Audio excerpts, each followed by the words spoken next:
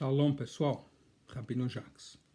Tenho acompanhado com grande interesse alguns diálogos que estão acontecendo em alguns dos nossos grupos, pessoal comentando sobre grupos de judeus ortodoxos que decidem fazer barulho, criar interrupção, criar problema quando há judeus liberais observando algum bar mitzvah, algo assim, no Muro das Lamentações. Então, o que eu observo aqui é que, em geral, nós estamos sendo feitos de palhaço. Sobretudo porque a mídia, o sistema tenta nos engrupir, eu acho, e a gente não tem informação suficiente, tá?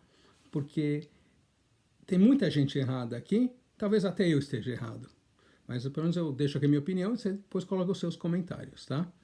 A história é a seguinte: o que é o Muro das Lamentações? O Muro das Lamentações, o pessoal sabe, fica em Jerusalém, é uma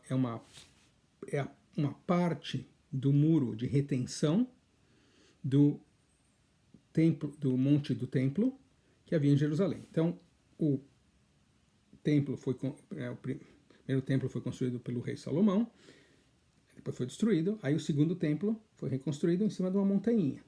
Era um templinho. Aí vem Herodes, que foi um dos grandes construtores da antiga Israel, e a montanha era assim, né? Então o que ele fez? Ele colocou um muro de retenção dos quatro lados, por dentro ele colocou arcos, né, para segurar, e em vez de ser uma montanha, ele criou uma plataforma enorme, que ainda existe hoje, na qual ele construiu o grande templo, que depois foi destruído, e hoje fica a mesquita, né, a mesquita de Omar, e a outra, tem duas mesquitas lá, tá? E, então, vamos... Aí, onde o pessoal reza, né, é um lugar que é um lugar novo, desde a liberação de Jerusalém, porque antigamente tinha o muro, né, e tinha gente rezando lá, homem e mulher junto, tem fotos. Aí havia um bairro, um pequeno bairro chamado bairro Mugrabe, que é do pessoal da área do Marrocos, do Maghreb, e aí eles destruíram essas casas, criaram aquela plaza enorme, que aí eles dividiram entre homem e mulher, isso é uma coisa nova e ridícula, porque nunca existia antes, né? E essa é uma parte, e depois, como esse muro de retenção segue para o outro lado, né? Tem uma parte mais, se você está de frente para o muro, para a direita, tem uma área que escolheram para orações dos judeus liberais, tá? E aí há um grupo que chama Mulheres do Kotel, que, na minha opinião, é um grupo de manipuladoras e que estão tendo sucesso por causa da burrice das pessoas. Eu já vou explicar por quê. Então, o que acontece? O que você vê hoje é parte do muro de retenção que foi criado pelo rei Herodes, que não foi um rei popular, né? Não tem nada a ver com o templo, tem nada a ver com o templo. Entendeu? É como você...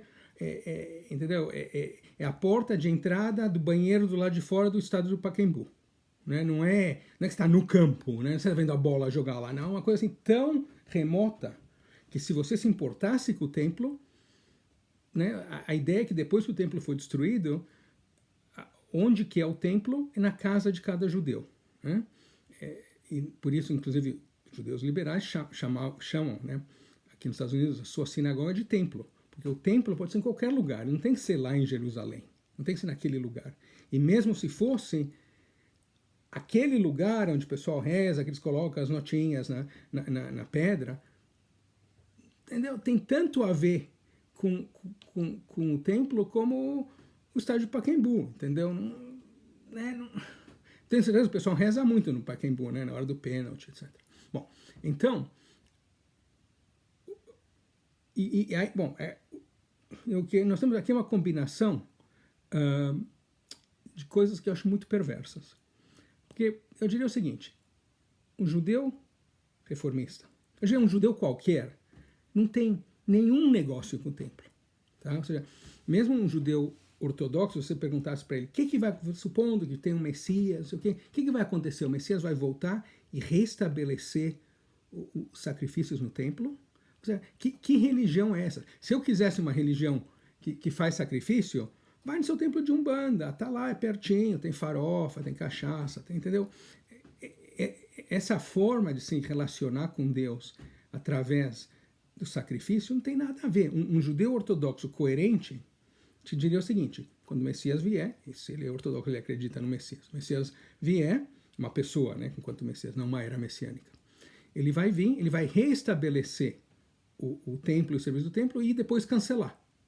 Porque eu te prometo que se o judaísmo voltasse a ser uma religião baseada em sacrifício de animais, sei lá, eu ia virar mormon, protestante, né? Não teria nada a ver, né? Não tem nada a ver.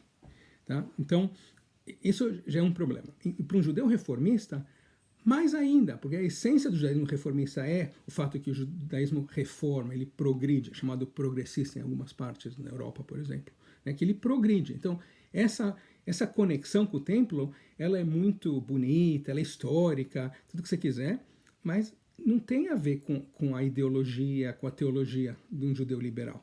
Ou seja, o que menos um judeu liberal tem que querer é uma conexão com o templo, e menos ainda com um lugar que nem sequer está relacionado com o templo, está relacionado com o templo assim, de uma maneira muito, muito, muito, muito marginal. Tá? Porque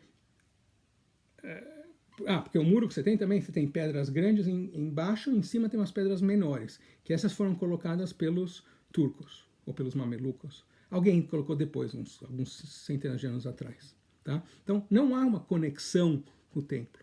Né? E eu diria mais, enquanto reformistas, não tem que haver. Porque Deus está em tudo quanto é lugar.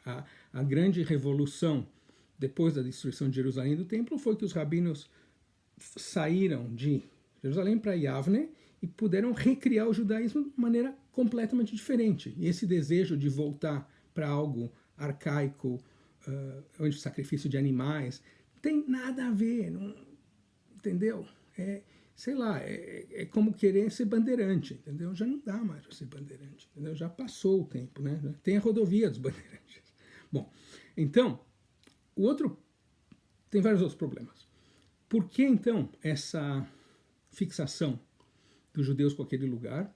Eu diria pelo seguinte: Israel, infelizmente, tem muito pouco resquício arqueológico bom.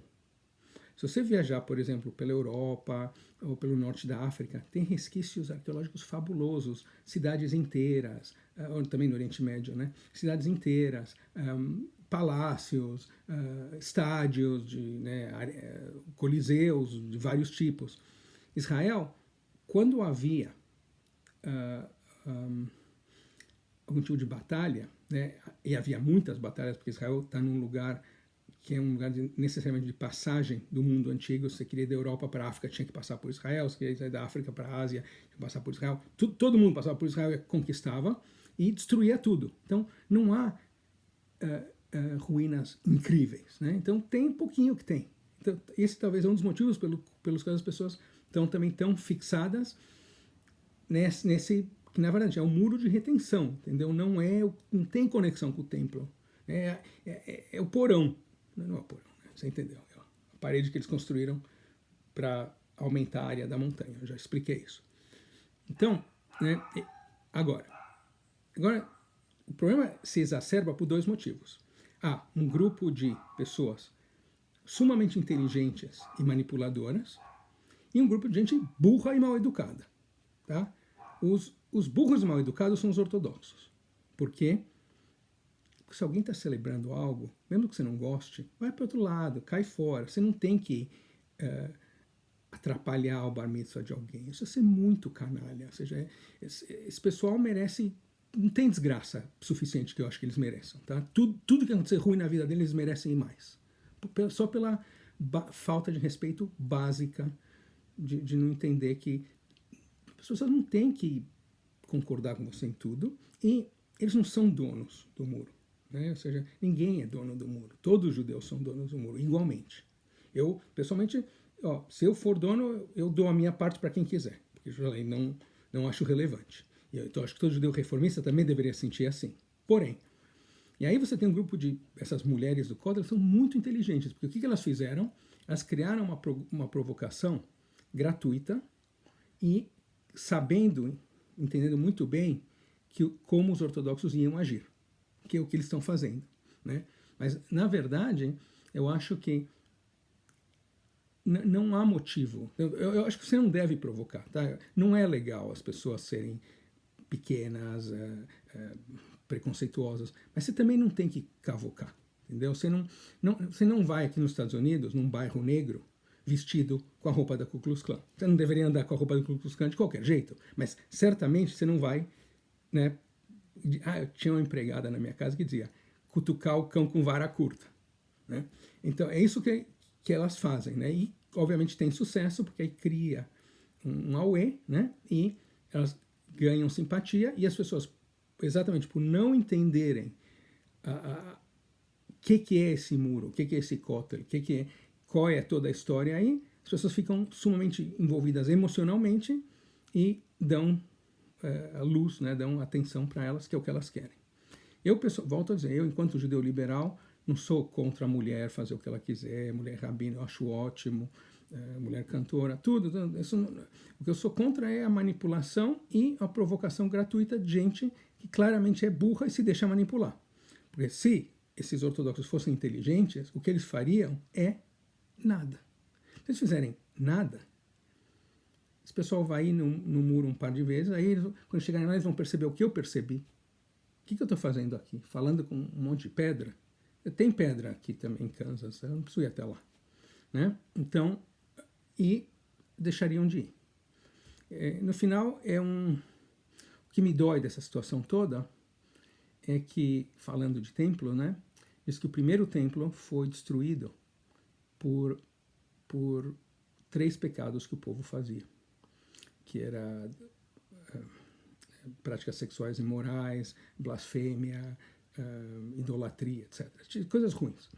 Porém, o segundo templo foi destruído por um pecado só do povo, que era sinat hinam, um ódio gratuito. Tá? Isso é muito triste. Eu tenho um primo, não vou mencionar, não, ele sabe quem é, duvido que ele assista esse vídeo, que ele se transformou ultra-ortodoxo, e quando eu falava com ele, porque eu já desisti, ele me dizia, vocês reformistas, vocês reformistas. Vocês reformistas, né? Caramba. Eu sou Jacques, seu primo, lembra, sua vida inteira, né? Mas quando as pessoas começam a odiar um ao outro só pelo rótulo judeu reformista, judeu ortodoxo, judeu... Isso realmente é preocupante, tá? Então, eu diria o seguinte, você escuta essas notícias que são perturbadoras, né? Talvez nós não devemos odiar esses ortodoxos que fazem isso, mas ter pena deles e buscar maneiras, não importa como, de se aproximar mais, de entender que no final, que diz também no Talmud, né? Kol Israel, Pirkei Avot, Kol Israel Arevim Zeh Bazeh. Todo Israel, todo judeu é responsável um pelo outro. Bom? Shalom.